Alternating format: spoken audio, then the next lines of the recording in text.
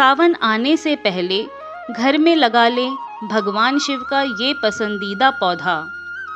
सावन की शुरुआत इस साल जुलाई महीने के आखिरी सप्ताह से होने वाली है।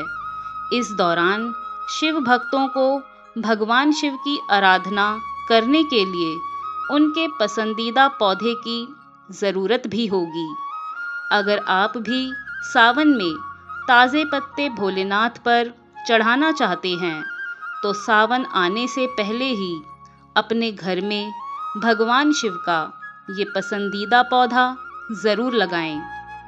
वैसे तो सावन के महीने में सबसे ज़्यादा भगवान शिव को चढ़ाए जाने वाला पौधा बेलपत्र होता है।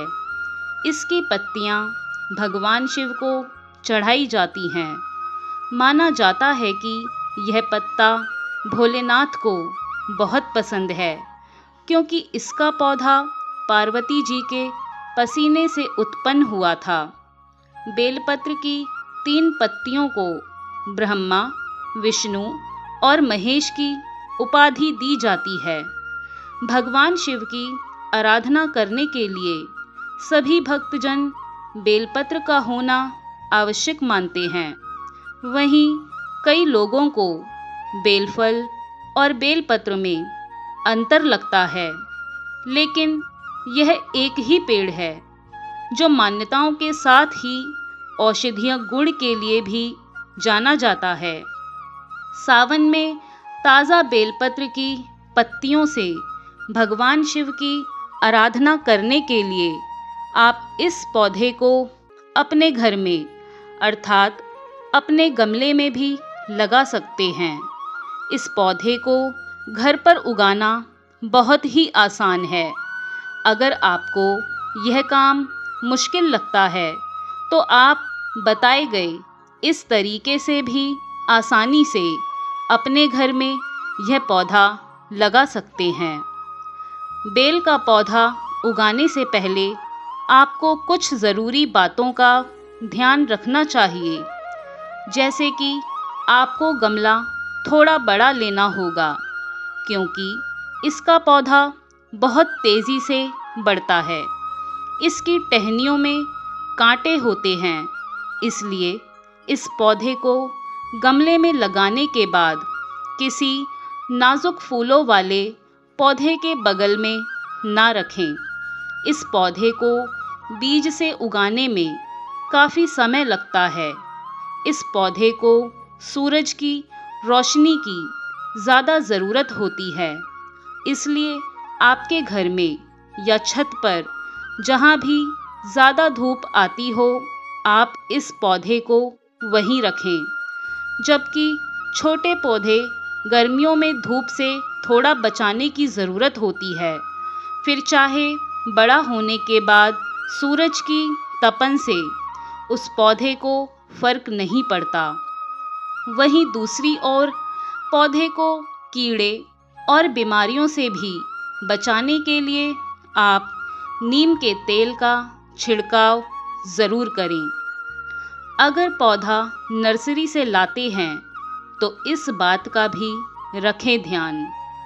अगर आप बहुत ही आसान तरीके से बेलपत्र का अगर आप पौधा अपने घर में लगाना चाहते हैं तो आप घर के आसपास किसी नर्सरी से इसका पौधा खरीद कर ले आएं। और इसे खरीदते वक्त आपको ध्यान रखना है कि पौधे में किसी तरह की बीमारी ना हो। अगर पौधे की पत्तियां मुड़ी हुई हों या सफ़ेद दिख रही हों तो इस तरह का पौधा बिल्कुल भी नहीं खरीदना चाहिए और ना ही अपने घर में लाना और लगाना चाहिए। अगर आप बीज से पौधा उगाना चाहते हैं तो ऐसा करें। अगर आपके पास बेलपत्र का पौधा नहीं है और ना ही आप पौधा बाहर किसी नर्सरी से खरीदना चाहते हैं तो आप बेल फल के अंदर मिलने वाले बीज से भी इस पौधे को अपने घर के आंगन या बगीचे में उगा सकते हैं। इसके लिए आप सबसे पहले बेलफल के बीजों को अच्छे से धोकर धूप में सुखा लीजिए। उसके बाद बेलफल के सूखे हुए बीजों को आप अपने घर के आंगन या बगीचे की मिट्टी में 2 से 3 इंच नीचे गाड़ दीजिए। ध्यान रहे कि बीज गाड़ी हुई इस मिट्टी को पानी ज़रूरत के हिसाब से ही दें। ज़रूरत से ज़्यादा पानी बिल्कुल भी ना दें।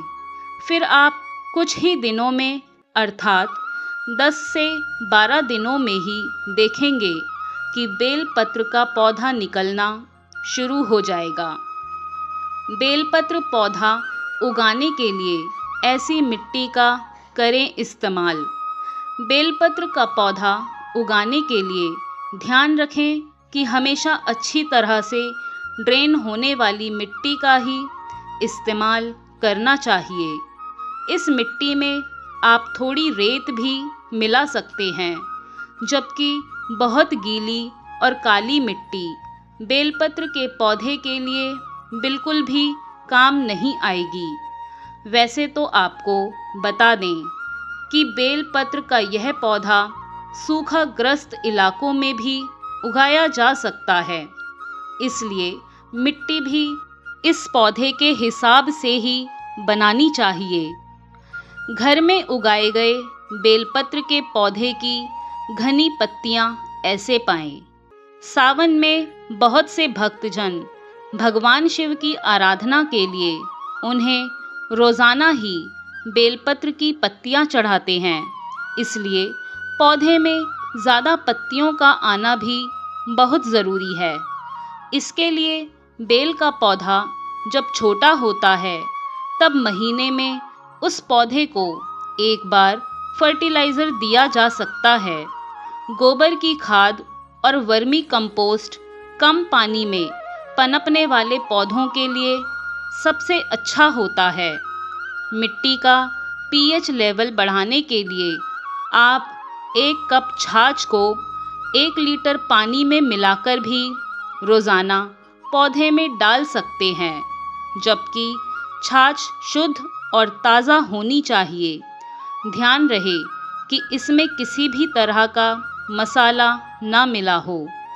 बेलपत्र या किसी भी पौधे की घनी पत्तियों के लिए छटाई बहुत ज़रूरी होती है। ऐसे में आप 2 महीने में एक बार इस पौधे की छटाई ज़रूर करें और ध्यान रखें कि पौधा लंबा होने से ज़्यादा इसकी पत्तियों का घना होना बेहद ज़रूरी है। भगवान शिव की आराधना के लिए बेलपत्र के पौधे की पत्तियां तोड़ते समय रखें ध्यान। कुछ तिथियों को बेलपत्र या उसकी पत्तियों को तोड़ना वर्जित होता है, जैसे कि चतुर्थी, अष्टमी, नवमी, चतुर्दशी और अमावस्या को। संक्रांति के समय और सोमवार के दिन तो बेलपत्र या उसकी पत्तियों को बिल्कुल भी नहीं तोड़ना चाहिए। ऐसे में आप भगवान शिव की आराधना के लिए एक दिन पहले ही बेलपत्र की पत्तियां तोड़कर घर में किसी शुद्ध स्थान पर रख सकते हैं। बेलपत्र कभी भी अशुद्ध नहीं होता। पहले से चढ़ाया हुआ बेलपत्र या उसकी पत्तियों को फिर से धोकर भी भगवान शिव को चढ़ाया जा सकता है। याद रखें कि भगवान शिव को कभी भी सिर्फ बेलपत्र की पत्तियां ही अर्पण ना करें। बेलपत्र या उसकी पत्तियों के साथ साथ जल की धारा भी शिवलिंग पर ज़रूर चढ़ाएं। आखिर में आपको यह भी बता दें कि बेलपत्र की पत्तियां भगवान शिव को अर्पित करने से पहले आप यह भी ज़रूर देख लें कि बेलपत्र की पत्तियां कहीं से भी कटी फटी नहीं होनी चाहिए। याद रखें कि बेलपत्र की केवल 3 पत्तियां ही भगवान शिव को चढ़ाई जाती हैं, जो कि ब्रह्मा, विष्णु और महेश की उपाधि है। आशा करती हूँ यह जानकारी आपको पसंद आई होगी। वीडियो पसंद आई तो वीडियो को लाइक शेयर कमेंट करना ना भूलें और अगर आप हमारे यूट्यूब चैनल पर पहली बार आए हैं तो हमारे चैनल को सब्सक्राइब करके बेल आइकन को भी प्रेस कर दें। धन्यवाद।